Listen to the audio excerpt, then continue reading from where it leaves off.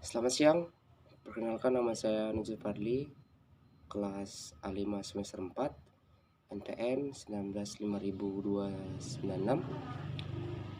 Jadi saya ingin menjelaskan strategis bisnis Bank DBS di tengah wabah corona. Ya benar, dalam beberapa tahun ini wabah corona sangat mencengkam bagi masyarakat Indonesia, terutamanya bagi masyarakat menengah ke bawah maupun ke atas. Nah, jadi saya ingin menjelaskan strategis Bank DBS yang sangat menguntungkan bagi masyarakat ataupun nasabah. Mari kita lihat dan kita simak video. Sebelum kita lari ke video strategis bisnis Bank DBS di tengah wabah corona, mari kita simak dan saya ingin menjelaskan opini penundaan pembayaran kredit bank di DBS. 1. PT Bank DBS Indonesia memberikan keringanan atau relaksasi kredit kepada debitur yang terdampak wabah corona sesuai dengan ketentuan bank. Kedua, bentuk keringanan atau penundaan pembayaran asuransi pinjaman diberlakukan setelah debitur memenuhi ketentuan dan adanya kerjasama antara nasabah dan bank.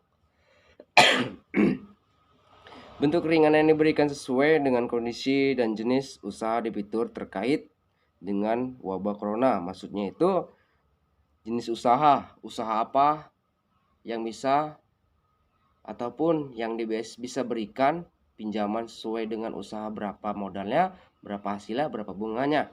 Dan ketiga, dalam rangka mendukung transmisi kebijakan suku bunga efisien transaksi non tunai sejak 1 Juli 2021, PT Bank DBS Indonesia menurunkan batas maksimum suku bunga kartu kredit dari 2% menjadi 1,7 per bulannya.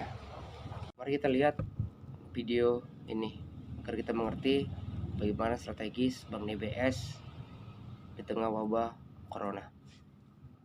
Kalau kita bicara kembali perbankan secara umum, memang harapannya kita tetap adalah membantu untuk intermediasi dengan memberikan kredit, ya kita juga menampung deposito.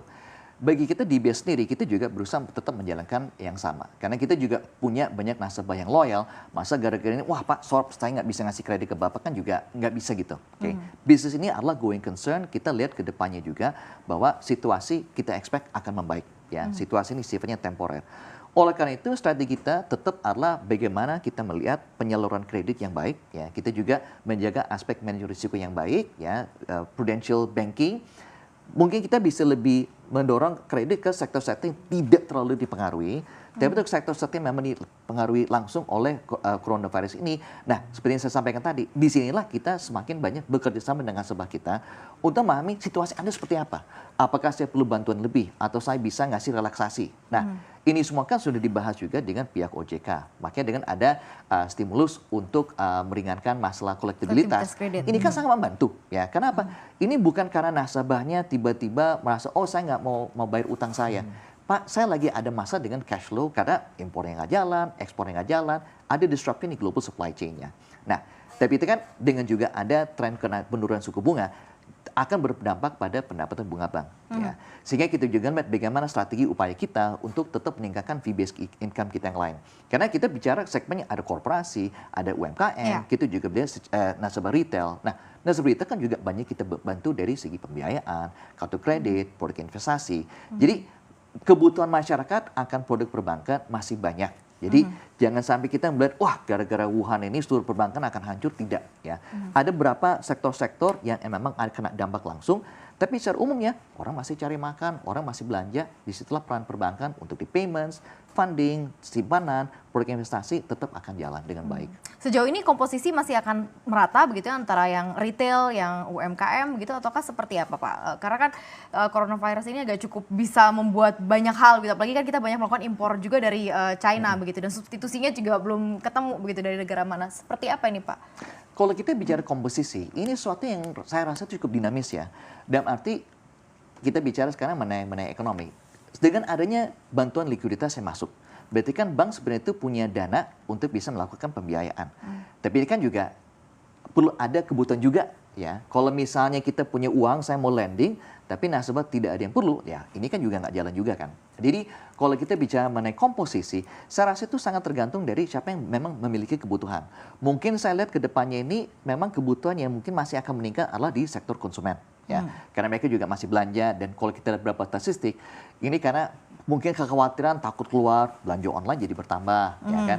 Jadi akhirnya kan juga kayak kartu kredit, pakai kartu debit, masih banyak transaksi-transaksi yang berjalan. Untuk nasabah korporasi memang sudah ada beberapa yang punya plan, punya rencana, tetap mereka jalankan, kita dukung. Tapi ada beberapa juga yang rencana-rencana mereka tuh harus dikaji ulang. Nah, disinilah kembali lagi peran kita sebagai bank, sebagai trusted advisor bagi nasabah kita. Yuk kita sama-sama mencari jalan supaya bisnis bisa jalan terus. Jadi memang saya rasa itulah peran terbesar kita sebagai sebuah bank. Untuk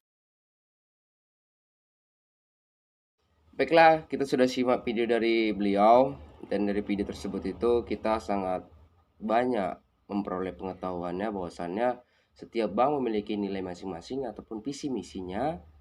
Dan dari Bank DBS ini saya pandang bahwasannya beliau sangat yakin akan keberhasilannya. Jadi sepertilah ringkasan dari video singkat saya ini. Saya ucapkan terima kasih dan selamat siang.